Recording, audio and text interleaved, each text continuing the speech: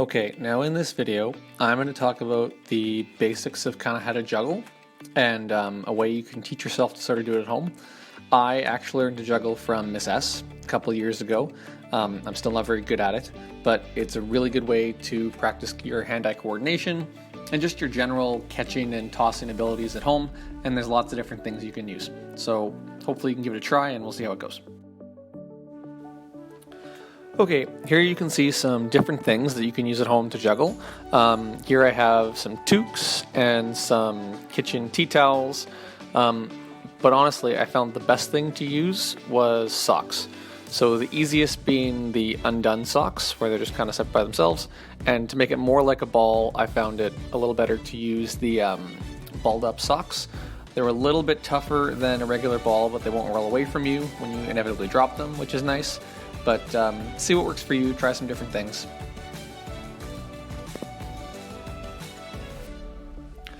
Alright, this is stage one of juggling. Take one item, and you're basically just tossing it from your right hand to your left hand, and then your left hand to your right hand, back and forth, going slightly above your head. But the key is to make sure it's going the same height. Doesn't matter which hand you're throwing it to and from.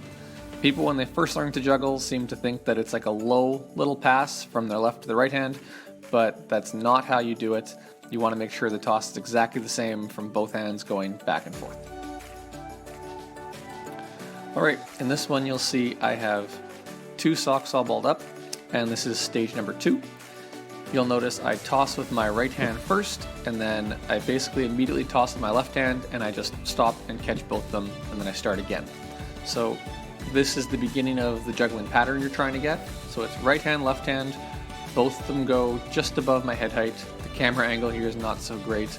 They kind of disappear off frame a little bit, but you get the idea. They're just higher than the height of my eyes, and I'm tossing right, tossing left, and then I'm catching them in the opposite hand. So right hand goes to left, left hand to right, and then I reset and try again. Okay, this is the step with 3 balls just before you're actually juggling.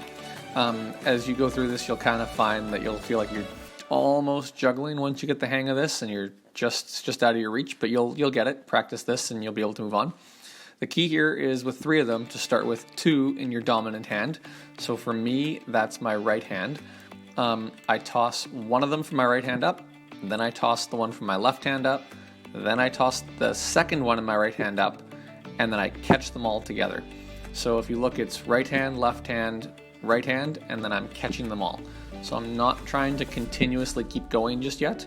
I'm trying to go right, left, right, and then be able to catch all the balls without them going all over the place. So you want to toss from your right hand, catch it in your left, toss from your left, catch it in your right, and then the last one that's in the air, you're probably going to end up catching with both hands. So give that one a try, and when you get comfortable with that, you can move on to the next step. Alright, finally, the actual juggling.